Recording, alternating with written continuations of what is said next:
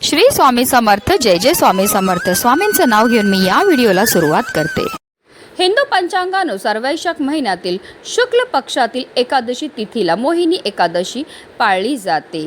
यंदा 27 एप्रिलला मोहिनी एकादशीचं व्रत हे केलं जाणार आहे. या दिवशी भक्त भगवान विष्णू यांच्या मोहिनी रूपाची पूजा करतात.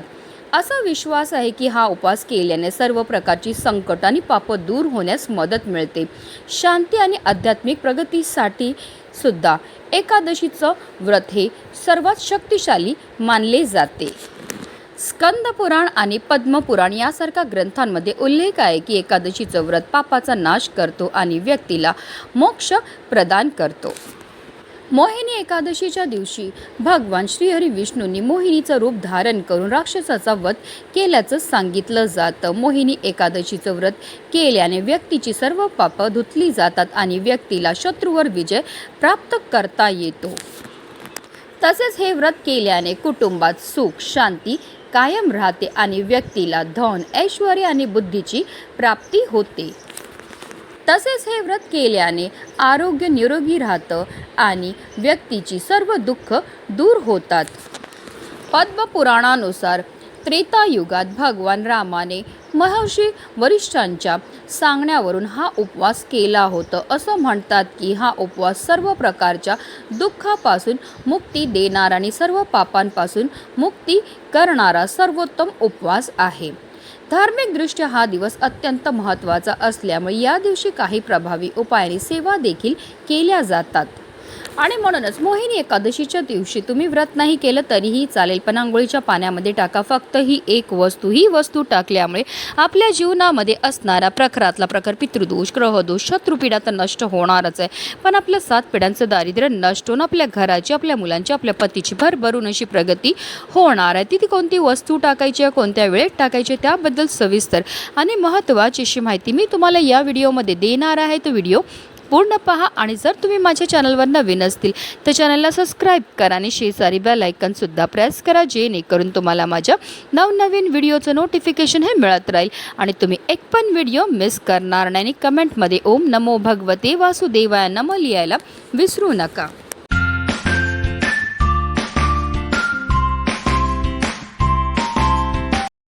वैशाख मास हा श्रीहरी विष्णूंचा प्रिय महिना मानला जातो. त्यामुळे या महिन्यामध्ये श्रीहरी विष्णूंची विशेष पूजा ही केली जाते. आणि वैशाख महिन्यामध्ये येणाऱ्या या एकादशीच्या दिवशी तीर्थक्षेत्री स्नान करण्याला विशेष महत्त्व हे दिलं जातं. स्नान केल्यानंतर आवर्जून आपल्याला यथाशक्तीप्रमाणे दान हे करायचे. हे दान केल्यामुळे आपले पितृ आपल्यावर प्रसन्न होणार आहेत आणि आपल्याला ते सुखी संसाराचा आशीर्वाद देणार आहेत. पण हल्लीच्या धावपळीच्या जीवनामध्ये प्रत्येकालाच तीर्थक्षेत्री जाऊन स्नान करणं शक्य नसतं, म्हणून आपल्याला घरच्या घरी आंघोळीच्या पाण्यामध्ये या काही वस्तू टाकायच्यात आणि आपल्याला स्नान ही करायची. ही स्नान केल्यामुळे आपल्याला तीर्थक्षेत्री स्नान केल्याचं पुण्य तर प्राप्त होणारच आहे, पण त्याचबरोबर आपल्याकडनं झालेल्या कळत नकळत पापांपासून सुद्धा आपल्याला मुक्तताही मिळणार. आणि म्हणूनच आपल्याला काय करायचं आहे, मोहिनी एकादशीच्या दिवशी आपल्याला ब्रह्ममुहूर्तावर उठायचं आणि अंथरुणामध्येच आपल्याला श्रीहरी विष्णू आणि माता लक्ष्मीचं स्मरण करायचं आहे. कारण असं म्हटलं जातं ब्रह्ममुहूर्तावर आपण जे पण कार्य करतो त्यामध्ये आपल्याला अनंतपटीने पुण्यफळ हे प्राप्त होत असतं. त्यानंतर आपल्याला आंघोळीला पाणी हे काढायचं आहे. आता तुम्ही थंड किंवा गरम कोणतंही पाणी घेऊ शकतात आणि त्यामध्ये आपल्याला सगळ्यात पहिली वस्तू जी टाकायची ते म्हणजे गंगाजल. गंगाजल टाकून स्नान केल्यामुळे आपल्याला तीर्थक्षेत्री स्नान केल्याचं पुण्य तर प्राप्त होतच होतं, पण त्याचबरोबर आपल्याकडनं झालेल्या कळत नकळत पापांपासून सुद्धा आपल्याला मुक्तताही मिळत असते. आता जर तुमच्याकडे गंगाजल नसेल तर अगदी तुम्ही गोमूत्र टाकून सुद्धा स्नान ही केली तरी चालणार आहे. दुसरी वस्तू जी आंघोळीच्या पाण्यामध्ये आपल्याला टाकायची ते म्हणजे हळद. हळद ही श्रीहरी विष्णू आणि माता लक्ष्मीला अतिशय प्रिय आणि आंघोळीच्या पाण्यामध्ये हळद टाकून स्नान केल्यामुळे आपल्या कुंडलीतील गुरुग्रह हा बलवान होते.